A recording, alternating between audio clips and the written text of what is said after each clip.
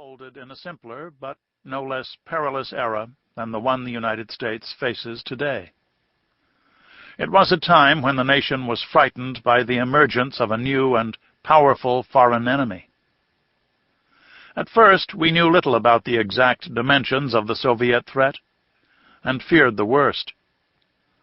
Unable to see how many warplanes and missiles the Kremlin was building, we assumed the numbers were great and growing larger every day. The only way to answer such an unfathomable threat, it seemed, was to devote the national treasure to building ever greater and more expensive defenses, even at the risk of damaging the American economy and creating what Dwight Eisenhower described as a garrison state. That debilitating path was largely skirted, due in no small measure to the ingenuity and industry of the architects of the new espionage technologies. Looking back at the Eisenhower era, it is clear that a rare combination of circumstances encouraged innovation in defense and intelligence technologies. Whether that environment can be replicated today to help deal with new threats is unclear. The Eisenhower presidency, 1953 to 1961, has often been depicted as a time of muddled leadership. But I found in the area of military and intelligence technology that Dwight Eisenhower was a visionary leader with a high tolerance for risk. In these fields, Eisenhower was confident in his judgments, open to new ideas, respectful of the contributions science could make, and wary of the Pentagon's conventional thinking and stifling bureaucracy. Throughout his presidency, Eisenhower repeatedly bet on daring new defense technologies, often rejecting the recommendations of cabinet members and the established institutions of Washington, including the military services. When things went wrong, which they often did during the development and testing phase of new projects, he didn't flinch.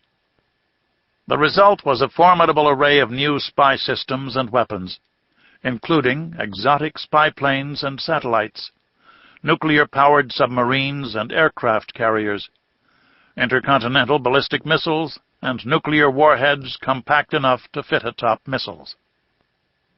All in all, it was a time of landmark advances in defense, a record unequaled by 9 subsequent presidents.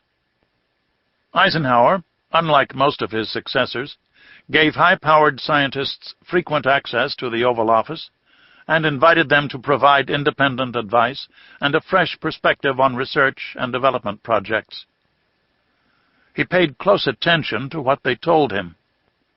When the Pentagon or other government agencies failed to produce inventive ideas, or neglected the ones they had, men like James R. Killian, the president of the Massachusetts Institute of Technology, and Edwin Land, the creator of instant photography, urged Eisenhower to look at unconventional proposals, like the plans for the ungainly U-2 spy plane, or a no-frills spy satellite that returned its exposed film to Earth.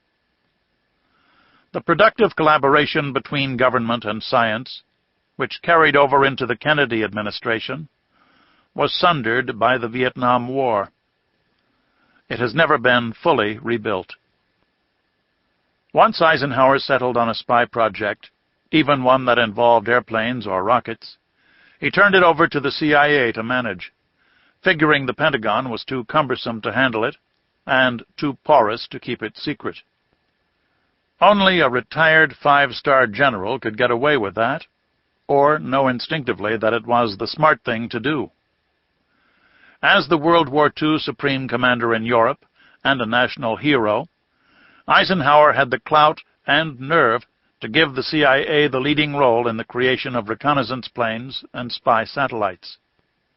The projects would not have been possible without the help of the Air Force, including the loan of top officers to help run the programs. But Eisenhower understood that the armed services were too bureaucratic and cautious to develop heretical new technologies on their own. At the CIA, Eisenhower found an unexpectedly agile partner for his spy pursuits. Though Allen Dulles, the director of Central Intelligence at the time, was not technology-minded, the agency sprang into action once the White House made clear the CIA was going into the aircraft and satellite business. Under the direction of Richard M. Bissell, Jr., who is better known for his stewardship of the failed Bay of Pigs invasion of Cuba in 1961, the agency proved to be an effective manager of advanced technology projects. By today's more exacting standards, Bissell's operation would probably be closed down after a few days for lack of administrative controls and a failure to micromanage contractors such as Lockheed and General Electric that had signed on to build the new machines. There were few rules, little paperwork, and accounting procedures that would doubtless give congressional committees a fit today. But it all somehow worked smoothly, and in the case of the U-2, ahead of schedule and under budget. The big defense contractors themselves seemed more supple and inventive than they are today. Unfortunately, the gusher of espionage innovation during the Eisenhower years, and another burst of creativity in the 1960s and 1970s, were not followed by a similar period of technological advancement in the 1990s that might have helped the Central Intelligence Agency and Federal Bureau of Investigation home in on Mohammed Atta and his fellow hijackers as they prepared for their assault on the World Trade Center and the Pentagon on September 11, 2001.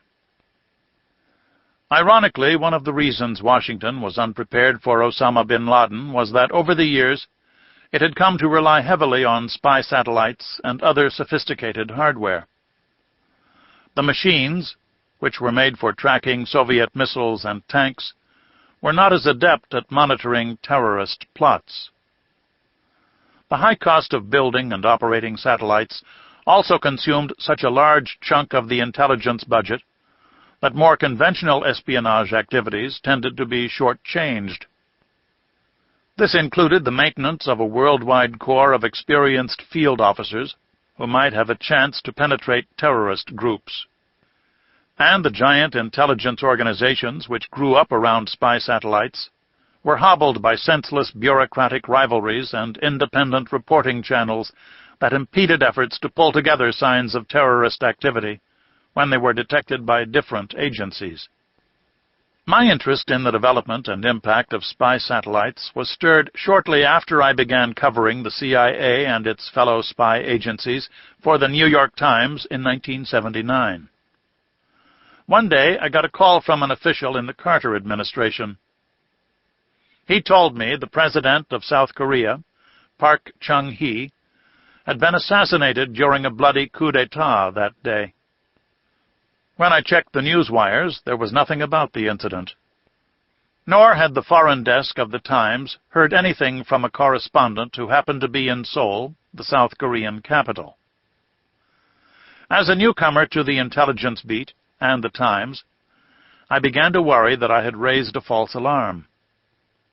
Soon the paper was preparing to order up 3 or 4 stories about a news event that had yet to be confirmed or reported anywhere.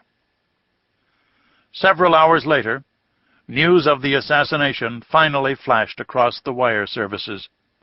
I later learned that the original information about the killing had come from the interception of South Korean military communications channels by sophisticated American listening devices, and that top Carter administration officials had been notified as soon as word reached Washington.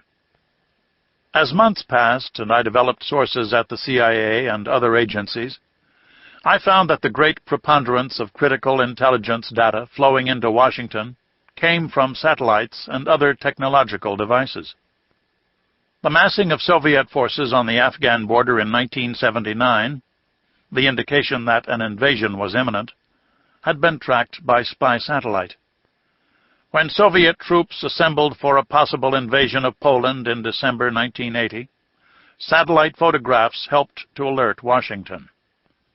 When I learned of sensitive information about American collection systems, the CIA and the White House were quick to ask the Times to delay publication, a request we sometimes honored to prevent the exposure of operations that seemed vital to American national security.